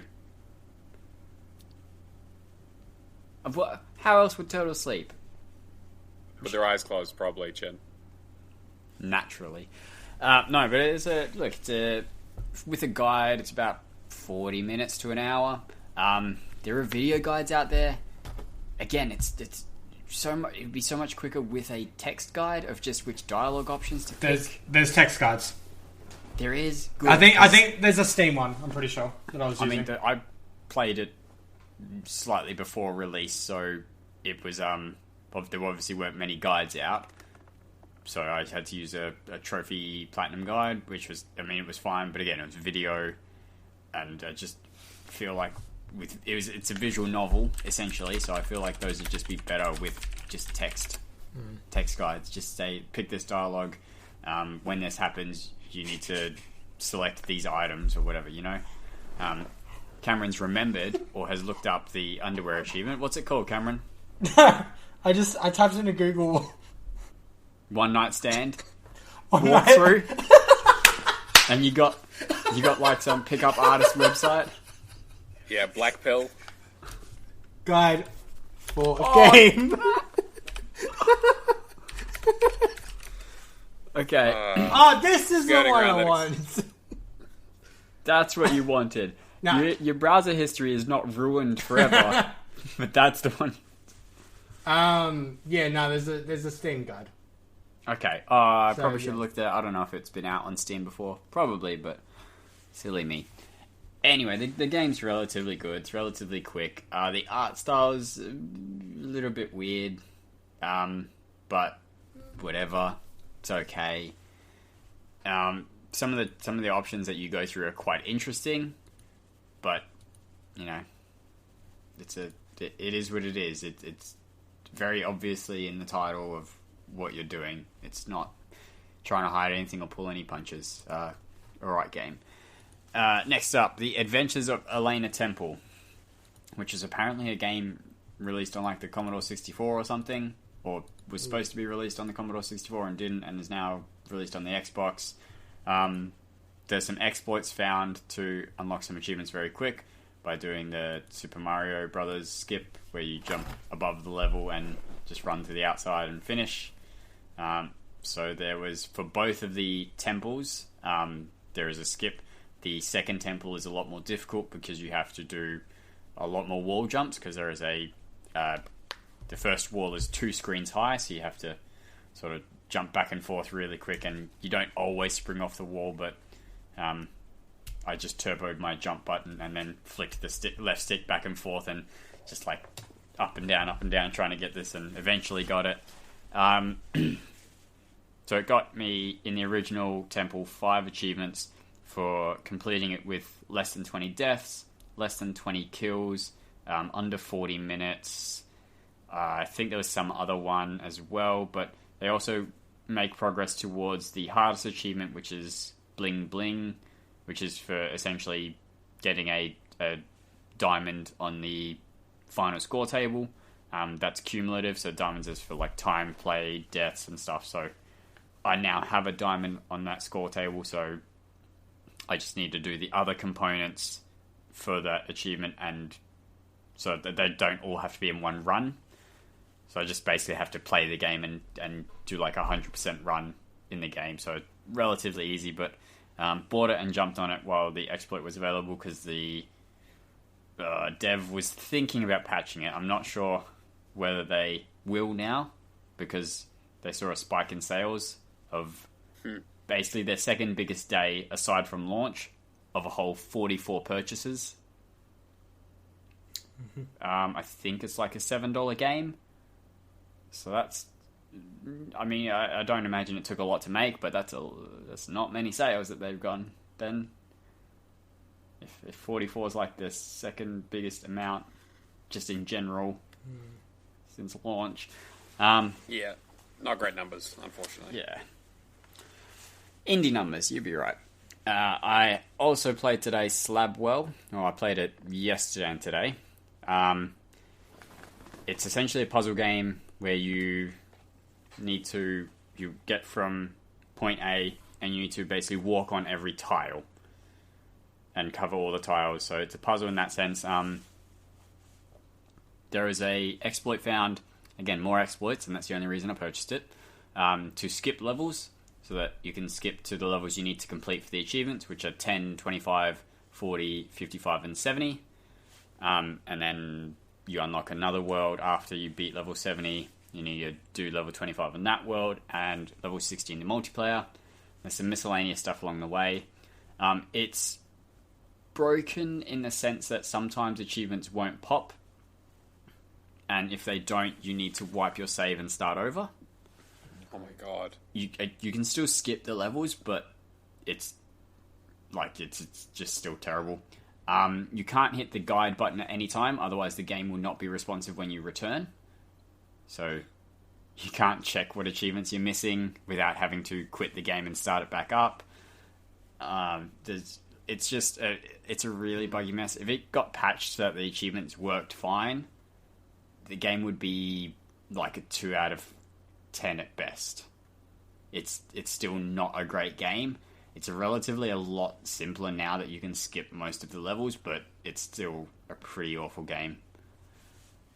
I did get the 1K in it though, despite one of the last achievements being super broken for me and taking like 20 to 30 attempts. I will briefly mention this before I go into the two I've been spending the most time on. I got some achievements in Microsoft Solitaire Collection, in the sense that my account got some achievements in that. Like, I basically have the bronze, silver, gold daily challenges to go. But I noticed that my dad was playing it and did not have an account signed in, and so then he did. Oh dear. No, like, so now I've got him. Oh, I see. Right. Yeah. I've got him to play. I'm just like, help you out. Yep. I'm like, you don't have to, like, if you don't do it, you don't do it, whatever. But I need 100 spider wins, 100 free cell wins, 100 pyramid clears, and then just gold medals for like 6 months. He's like, okay, I can usually get gold, I don't always get diamond. I'm like, it's fine. I already got diamond. I watched a lot of solutions that month. It's fine. You play. If you consistently get gold, that's fine. If you don't do it, that's fine. I don't really care. You'll get it done eventually. I'm not that bothered. Because he enjoys playing it. He just didn't have an account signed in, so his progress would never save. So he'd do the daily challenges again and again and again, because the progress isn't saving. So, they've got him to earn achievements for me, so that works. And now, the two I've spent the most time in. We'll start with Ori and the Blind Forest, the definitive edition. Wouldn't count for the random to-do list on Switch. I basically did everything. I did my first run on easy to try and do a speed run and no upgrades run. I missed the speed run by about 12 minutes. So, wasn't the best, because when you do a no upgrade run, you just die a lot because there's a lot of health gaining tricks that you can't do. So you just die a bunch. So probably that was what ruined the run for me, was dying so much in just silly areas. Like, I'd get to a point where I was at 1 health, so I had to do a section perfectly instead of just okay with upgrades. But I used that run to clean up all the areas, so I got basically everything except for one achievement for seeing all 45 secret areas. I thought, that's annoying. I have the map 100% completed. Would have thought that would have popped. Okay, that's fine. I'll do my speed run and get it then. Did my speed run, cleared the map again. No pop. Thought, okay, this is either bugged for me or I'm missing something. Looked at a video guide. Yep, been there. Had, at least in my head, I'd been to all 45 areas. I don't know why this isn't going. Did it on hard, followed the walkthrough, which is sort of in chronological order. It popped for whatever reason. I have no idea what I did differently this time that I didn't do last 2 times, but, whatever. And I got my hard run done as well. The only run I have left to do is the 1 life mode run, and that's for obviously completing it without dying. I was sort of following the sort of approved traditional route for the 1 life mode, where you play like normal through the tree, and then once you're out of the tree and have the next ability, you go to the new areas and do them. Except I would be dumb and I would make a stupid mistake in the first new area and die like an idiot. I did that like 3 times. And the tree is probably, for me at least, the second hardest part. The first hardest being there's a set of laser beams early on, and I'm just awful at that section. Like, it's not even a difficult section, but I have died, I think, in all my playthroughs on all different versions, I've died more there than anywhere else in the game. Because I'll just mess up the timing, and I won't jump up soon enough or late enough, and the laser will just destroy me, and yeah, awful. So I'm now trying to do the first section of the new area basically as soon as I can do it, so that if I die, it's not a big deal because I've only wasted 10 minutes or so. Like, it's just whatever, I can move on. There's also, if I feel like this method is better for me, there's I don't know if it's so much of a trick as just a lazy ability cell. When you die in 1 life mode, you leave like a wisp, like in Dark Souls. If you return to that, you get essentially a level up. So the idea is that, for me, is that I'll die in a section that is relatively easy to get, but I can also avoid it early on in the game so that I don't accidentally get it. And then later in the game, where it takes more experience to level up, I can just go grab that at some point. Because early on, it takes like 10 experience to level up or something dumb, and later on it's like hundreds, so I don't know if we'll see. Hopefully I can get this done before I get back from Melbourne on the after next week's episode, so you hear about it in 2 weeks' time. But this I don't think there's going to be a cloud save trick for this one. I think people are going to have to do this legitimately, so this is going to separate the men from the boys, this achievement. Because so far, only one person's done the game without dying, though they didn't get this other achievement, which I imagine means they did it the old-fashioned way. So hopefully, if I get it this week, I'll be one of the first to get it and one of the first to complete it. And lastly, even though I've spoken for about half an hour, you just deal with it. PC Building Simulator. I'm playing this a lot. Playing a lot on my computer, which is ironic because it's a computer that I built myself. So I'm enjoying it. I'm at the point where I've purchased all the upgrades I need to purchase, so I'm just making money towards that $1 million.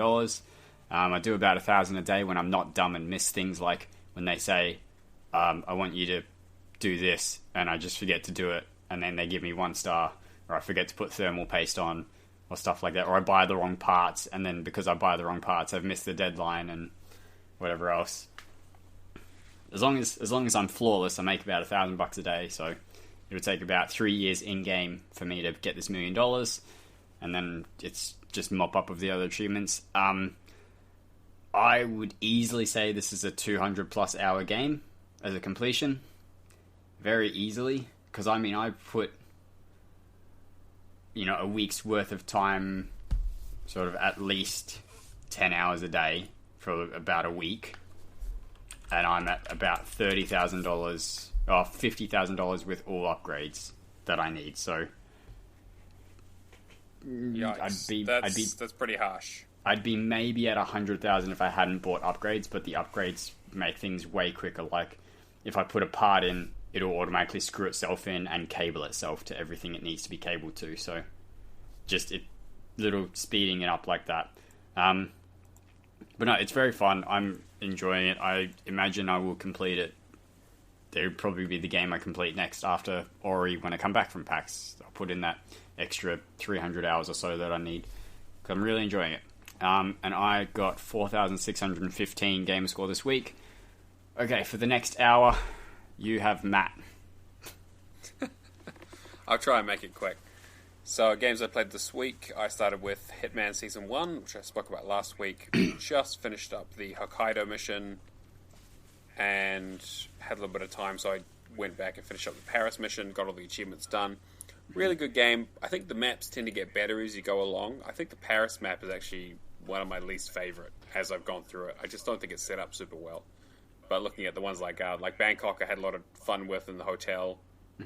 Colorado was great because everyone's walking around with guns and it's all, like a farmhouse. It's quite interesting. And Hokkaido was great because it's all like robots and like the scenery is really beautiful and it's like all on a mountaintop. Great game. I was going to go straight into the second game and then I realized I didn't have the expansion pass for it yet. And all the content from the first game is in the second game and you have to do it all again and re-earn the achievements. Yep. So I was like, ooh, okay, maybe I'll give that a bit of time before I come back to it, because I'd put quite a bit of time into Hitman. But otherwise, fantastic game, highly recommended, definitely get onto it.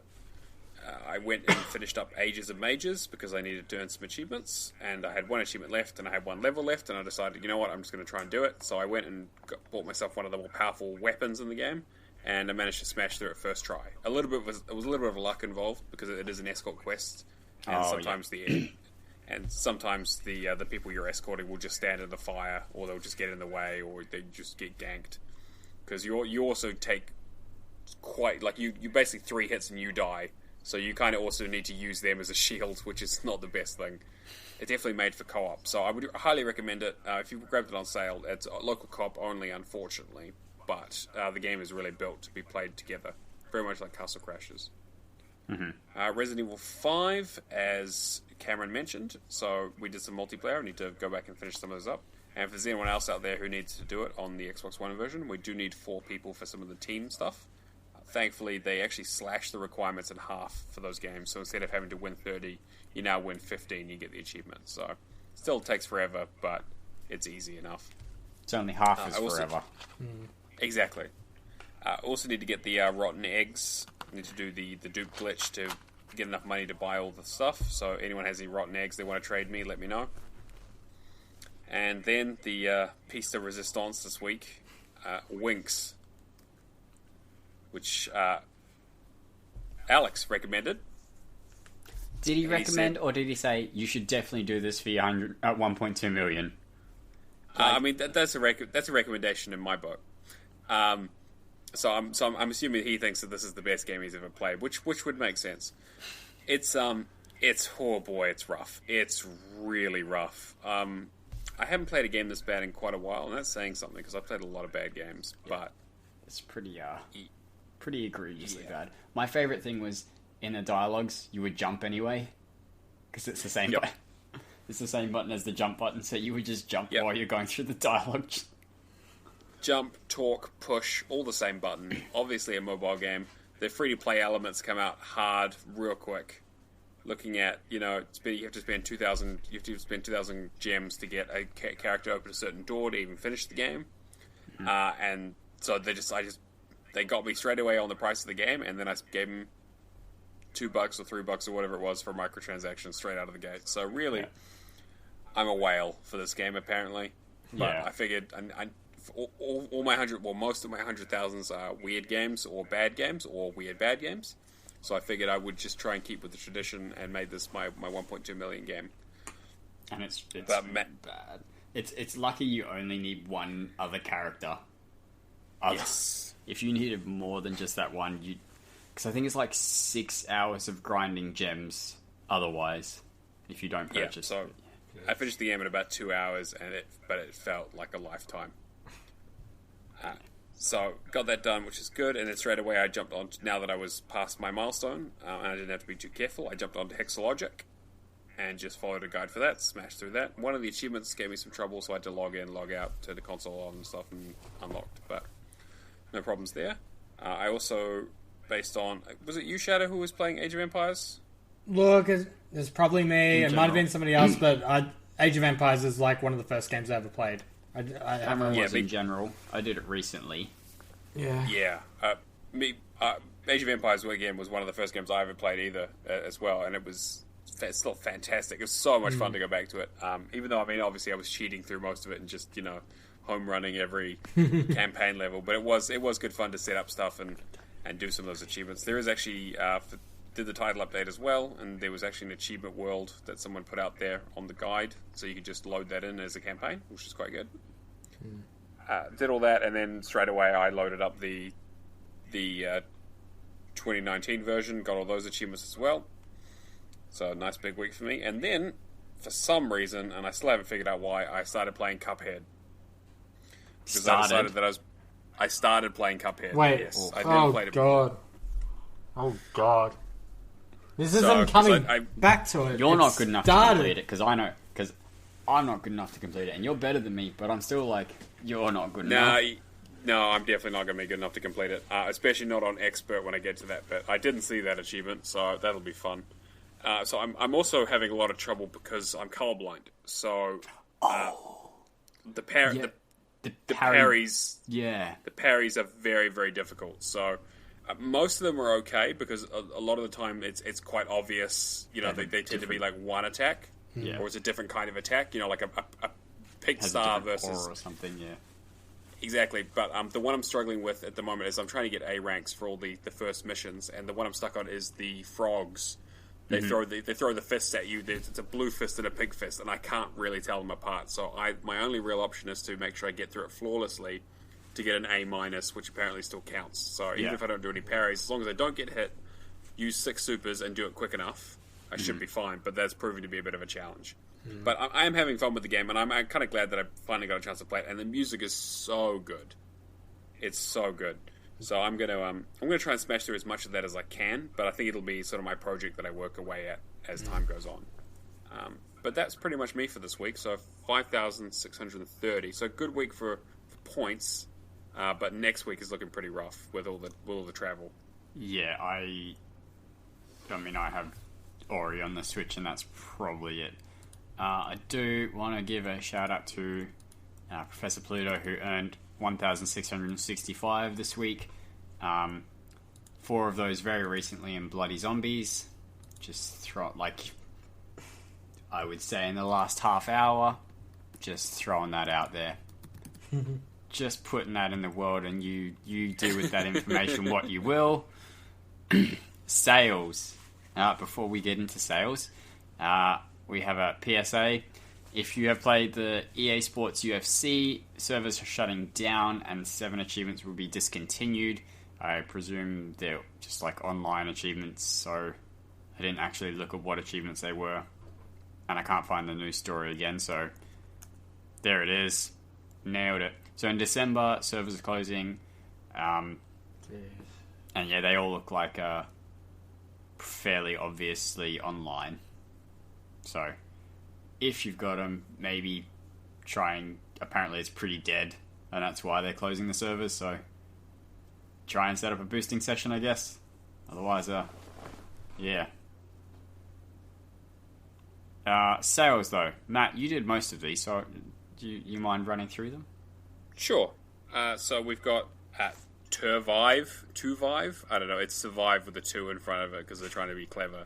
I have no idea what the game is, but it's 30% off at $4.89. Conan Exiles, 50% off at $24.99. Still a bit expensive. I would try and find it physical, to be honest. But you can basically console command almost all the achievements. You do need someone for co-op, though, so try and find a friend. Far Lone Sales, 33% off, $10.04. This is a kind of...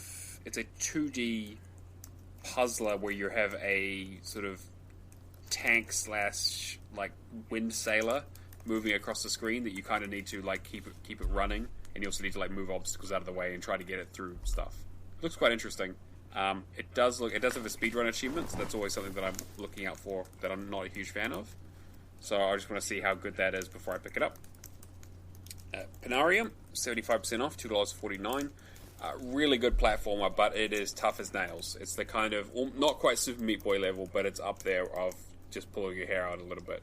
It is very challenging, especially some of the free play achievements where you need to just keep surviving for over and over and over again. Regalia of Men and Monarchs, Royal Edition, 50% off, $12.49. It is a turn-based tactical RPG, but you can basically you can put it onto casual mode and skip literally all of the battles. So it basically just becomes a visual novel with some very light puzzle and say dungeon crawling, I guess. You move between nodes. It's very, very simple. But I enjoyed it. The characters are fun, but essentially it's just you trying to get your social links up. It's basically Persona, but a really, really stripped back version of it. The combat itself, and actually, if you do actually want to play through it normally, it is quite a fun game, but I played the first couple of missions and then just sort of turned on easy mode and skipped through the rest of it. There's an easy mode? Yeah. Just put it on... Yep, get into it. It's super easy. It's got a 2.0 ratio, so because most people haven't finished it. Yeah, definitely. Remothered Tormented Fathers, 60% off, $1.99, which looks like a survival horror game. I think I may own this one. I think it's it reminds me of the Clock Tower. Yeah, it's like the run away from a scary person with a knife sort of thing. In a spooky location, yeah. Yeah, it looks like it doesn't have great production value and very bad voice acting, but who knows? It looks like a relatively easy game. The Bunker, 40% off for $11.99. It's a Wales Interactive game, I believe, and a pretty good one at that. It's basically an FMV puzzle game. You can follow a guide, no problems. There's only a couple little bits and pieces around collectibles that you need to hold on to. There's one in event. Watch out when you go into an event. Don't move. Find it straight away, because if you move too far ahead, you basically have to restart the entire game, so be careful. Yeah. Moose Man, 40% off, $4.19. Side-scrolling platformer, quote-unquote. It's mostly a puzzler with some very light platforming elements. Most of the achievements are really easy, but it's a little bit of two, so you probably have to watch a couple of videos on just how to unlock some of the stuff, because there's some weird background puzzles and secrets that you need to figure out. Mm-hmm. Windscape, 30% off, $13.99. I believe it was... we reviewed that ages ago. Yes, yeah, we did. I don't know too much about it, except it's kind of got some crafting elements into it. I'm actually looking forward to... I actually have a copy of it. I'm looking forward to playing it at some stage. And then yet another Zombie Defense HD, 33%, another reviewed game, $3.34. Yeah, I guess you could play this if you want. Again, it's a game. Standard recommendation. It is technically a game. And so if I was recommendations, the only thing that I'm really I want to super recommend is Please Don't Touch Anything for 40% off, $5.99. It is a weird puzzler where essentially you are sitting in front of a big red button and you're told not to press it. And what you do from there is kind of, you do your own thing. There's 30 different endings. There's an achievement for getting all 30 endings without pressing the wrong button. It gets very complex. There is a walkthrough. I'm looking forward to actually playing it. I played it on PC a long time ago, so it'll be fun to do it correctly as such. There is an achievement in there that's very difficult for throwing all of the trash in the bin in I want to say it's 15 seconds or something, and that essentially requires you to turn your sensitivity up to max and get used to playing with it at max, because it's... I would look at that achievement before you jump into it, just in case, but apparently it's... I have started it, so it sucks to be me, but it's apparently really difficult. I think the whole game is kind of floating at 1.5, and then that's a 3. Right, I see, gotcha. That's the one that's holding people back from completion. Got it. As for myself, I would recommend Frost. It is a deck-building survival game. So you have to essentially travel across regions, and the regions have certain fulfillments before they can be crossed, like you need to give 3 food, or you need to kill a wolf or something. and that involves crafting, and so there's a really good tutorial that explains all of this. But essentially, if you don't travel, you have a frost counter, and that will decrease. So if you get to 0, that's essentially your timer. You will lose. Every time you take a step through a region, though, that counter goes back up to 1, back up by 1. So if it starts off at 8 and you waste 3 turns and get down to 5, when you travel to the next region, that'll go up to 6. If you can immediately satisfy the requirements from the 5 cards that you pulled out of the deck, that'll go up to 7 when you travel.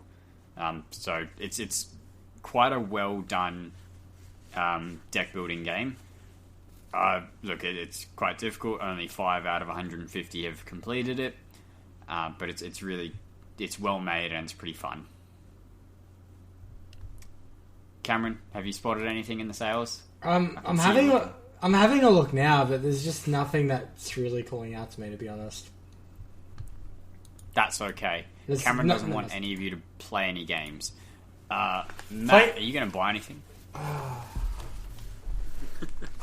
I'm probably going to buy The Story Goes On. It looks like a relatively simple roguelike, but roguelite, sorry. But I'm sure it'll completely destroy me because I'm really bad at those kinds of games. But the tag did have casual on it on Steam, so we'll see.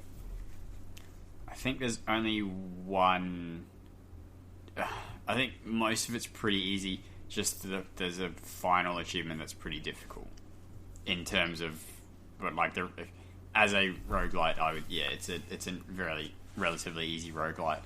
I'm looking at Animus Standalone, which I don't know anything about, but I know it's a Korean developer. Not that literally says anything, but I just know one of the achievements was in Korean when it scanned in, and we changed it to English manually.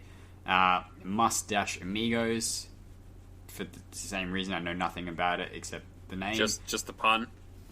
Yep, and Worse Than Death, because at this point anything probably could be, after listening to your jokes. Okay, Cameron, you want to buy anything? It's fair, I deserve that. Look, to me, lately I've just been working more, so, like, looking forward to going back to the backlog. Not really. Backlog and Game Pass. Game Pass is on fire. Yeah, Game Pass is on fire. But, like, I mean, I've got nothing that I want to throw money at this point. Yeah. Throw money at your daughter, but only if it's notes, because if it's coins, that would almost be abuse. Don't throw coins at babies. Shower your daughter with money. Yeah. I don't know what you want me to say to that. Just, yes, I will buy things for my daughter. I do. I know you do, just do it more. I do! God damn it! So, Chem, what's coming out this week? The only things really worth mentioning is Friday we have the Grid remaster, reboot, reimagining, whatever. With the Nemesis system. Ooh, Rivals. Ooh. Well, that's really outside the box. Yeah. It's an all new Nemesis system, though, is what they've said. Are the cars going to come and say sassy things to you before you smash them off the road? Possibly. And then when you smash them off the road, they come back and one of them's missing a wheel and he's got like a knife strapped to where his wheel was, and he says, "Oh boy, you got my wheel last time, but I'm going to take you down." Yeah, and then one of them's a fridge. With a knife. Okay, right. Yeah. With a knife. Yeah. And then Tuesday, the big ones are the Planescape and Icewind Dale Enhanced Edition bundle comes out, and the Baldur's Gate bundle comes out as well. Cool. And just because I noticed this and wanted to throw it in, Children of Mortar, very good game. Made all of its development money back in the first 2 days of sales on Steam. Wow. Yep. Very looking forward to it. Hack and slash roguelite. Tons of fun. There might be knobs and discos, but I was very lazy and didn't look them up, so there you go. Milestones. LA Jester has reached a new milestone of 250 games played. Matt vs. Game has reached a new milestone of a tier ratio of 1.8. which is very good. Don't think I've That is reached really 1. good. Don't think I'm back over 1.6 yet. 1.59 something because it won't. 1.5960. Close. We're close. 1.6. We're going to get there. And Neomaster reached 1.2 million Gamerscore with Winx Club. Either of you, I'm not. Take your pick. I'll go. Space is the Grave has reached a new milestone of 17,000 achievements won. R56 Cooper S11 has reached a new milestone of 100 completed games. Go Cooper. P-Tart TX. Okay, cool. Thank you. P-Tart TX has reached a new milestone of a completion percentage of 94%.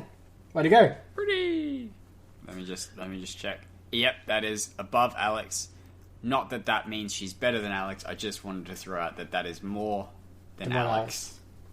I mean, Alex is quite famously quite into his completions, isn't he? He is.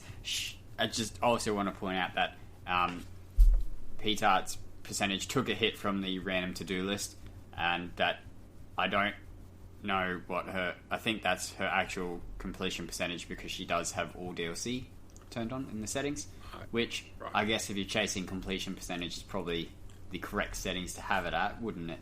I mean, as someone who chases completion percentage myself, I don't see how you would pick anything else. What are you at? You're above 95, aren't you? No, I'm at 92.2. Okay, that's still more than Alex. And Alex does not have those settings. So, on my list, we have Kingsman 2625 has reached 800,000 True Achievement score. Praux is in the top 500 Gamerscore leaderboard. Thank you, Pro. And Elflet77 is now in the top 50 Gamerscore leaderboard for Metroidvania. That's good, because I think he only started playing, only started pushing on that leaderboard this year, so he's doing well. Wow. And that, as per usual, this wraps up episode 62.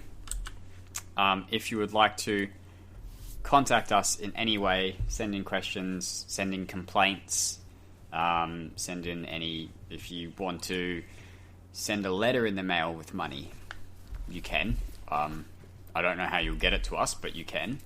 Because I don't believe you can put a letter to Twitter. Like, you can't mail a letter to a tweet. Please don't mail by me. What you could do is you could write a really, really nasty note and just punch it through the internet into ShadowlessEdge's face. Because he's manning the Twitter at the moment. Yeah, slide into his DMs, everyone. Just straight in. Or you can send us an email, hello@realgamerscore.com. That Twitter account to DM is @realgamerscore. As mentioned at the top of the show, if you want to join the Discord and abuse us live, discord.io/realgamerscore. If you couldn't figure out how to mail a letter but still want to get money to us, patreon.com/realgamerscore. You can support us there. We take a monthly fee to give you no rewards. Any questions to the show, you can send them there and we'll answer them. If you want to help us out not monetarily, you can subscribe on whatever podcast platform you listen on, whether that's Stitcher, Spotify, iHeartRadio, Apple Podcasts. I don't know that iTunes is a thing anymore. I think Apple Music killed it, but, leave a review. In terms of reviews, Apple Podcasts is the king. That'll have the most effect on other... It weirdly has an effect on other platforms. Having a better Apple podcast rating. It's a weird system all tied into that, but that helps us a lot. Tell your friends, retweet us on Twitter. Cameron has been on fire. It's very... I'm enjoying the stuff that's coming out of our Twitter, and I don't enjoy anything. Yeah, he's just memeing hard. The problem is he's not memeing old enough. How old do you want me to meme? I need you to do stuff that would have been really funny 5 years ago, and is now it's like cringy and bad and outdated. Like don't be offensive, but just don't be funny. Yeah, Makes go sense. for a like exhibit, yo dog, I heard you like meme or something like that. You know, just Something everyone's like, way "Oh, hey, I past remember its that use by meme." date. Yeah, but something that everyone will recognize. Be like, oh, hey, I remember when that was funny. It's still not funny, but I remember when it was funny. yeah, for the day. Yeah, that one Yeah. day it was funny. Subscribe to us on YouTube. We'll have a whole bunch of reviews going up. Some like a backlog of video reviews because footage just never got done because people are lazy. Let's be honest. We're people. We have jobs. Well, two of us do. Yeah, Cameron, where can people contact you at any time of the day? Just message me at ShadowlessEdge on Xbox. Forgetting all other social medias right now. Just go Twitter and Xbox and the Discord. Always plug the Discord. Yep. Matt, what do we want people to do this week?